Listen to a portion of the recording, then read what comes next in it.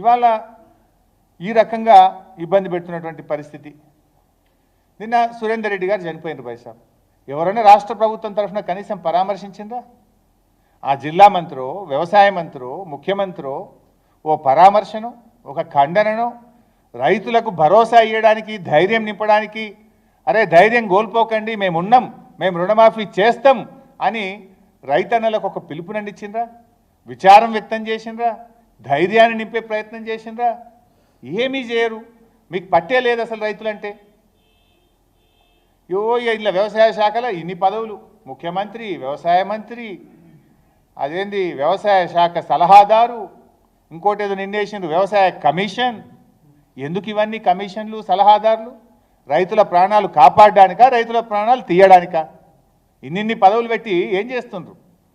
రైతులకు భరోసా నింపి, రైతుల ప్రాణాలు కాపాడడానికి, రైతుల ఆత్మవిశ్వాసాన్ని పెంపడానికి, వ్యవసాయాన్ని లాభసాటిగా మార్చడానికి ఈ పదవుల, రైతుల ప్రాణాలు తీయడానికా ఈ పదవులు? దేనికోసం ఈ పదవులని నేను అడుగుతా ఉన్నా.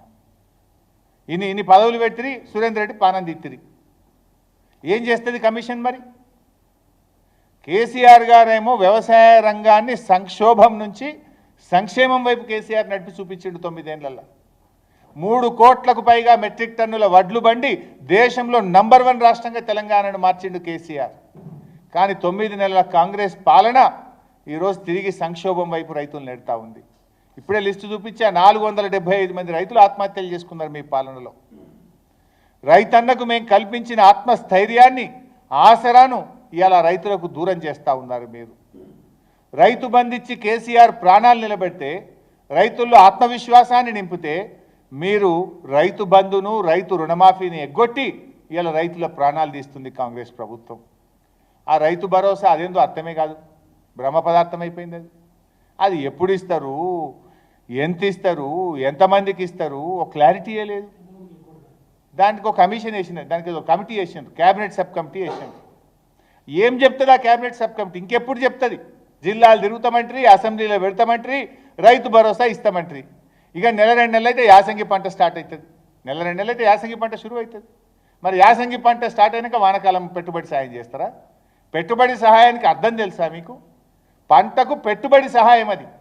దుక్కి దున్నడానికో, నార్లు వేయడానికో, నాట్లు వేయడానికో, కలుపు తీయడానికో, ఎరువుల మందు వేయడానికో ఇవ్వాల్సిన డబ్బు.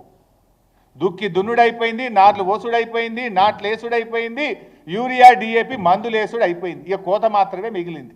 ఇంకెప్పుడు ఇస్తారు రైతు భరోసా? ఎన్నడిస్తారు రైతు భరోసా? ఎంతమందికి ఇస్తారు? ఎంతమందికి ఎగబెడతారు? ఎంత ఇస్తారు? ఏమైంది ఆ క్యాబినెట్ సబ్ కమిటీ? నేను అడుగుతా ఉన్నా.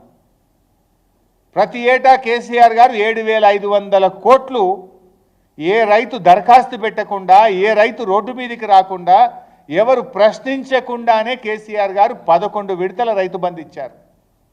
రైతులు రోడ్లు ఎక్కుతున్నా, రైతులు మిమ్మల్ని అడ్డుకుంటున్నా ఇప్పటికీ మీరు మీ రైతు బంధు రాకపాయే. ఇంకెన్నడిస్తారు రైతు బంధు? రైతు బంధు రాకపాయే, రుణమాఫీ సగం కూడా కాకపాయే. ఇదే కదా మీరు చేసింది. ఇంకా దీనికి ఏదో పెద్ద పెద్ద మాటలు మాట్లాడుతుంటారు. రైతుల బోనస్ బోగస్ అయిపోయింది. ఆ రోజు అన్ని పంటలకు బోనస్ అన్నారు. మేనిఫెస్టోలో దొడ్డు వడ్లకు బోనస్ అని పెట్టింది. గవర్నమెంట్లోకి వచ్చినాక సన్నాలకే బోనస్ అని మాట్లాడుతున్నారు. అసలు సన్నాలకు బోనస్ అని ఎవడన్నా అంటాడే? సన్నాసులు తప్ప ఎవడన్నాడు? ఎందుకంటే సన్నాలకు ఎంఎస్పి కంటే బయట ఆల్రెడీ మాకు ఎక్కువ ధర వస్తూనే ఉంటుంది. నువ్వు ఇచ్చేదేంటి? మేనిఫెస్టోలోనేమో దొడ్డు వడ్లకు బోనస్ అని రాసినావు. మేనిఫెస్టోలో ఇచ్చుడు కాడికి వచ్చే వరకు సన్నాలకు బోనస్ అని ఎగబెట్టివి. మిగతా పంటల గురించి మాట్లాడకనే పోతివి. బోనస్ బోగస్ అయిపోయి, రైతు భరోసా అని దగా చేస్తేవి, రుణమాఫీ సగం కూడా కాకపాయి. ఇది నీకు రైతుల పట్ల ఉన్న చిత్తశుద్ధి.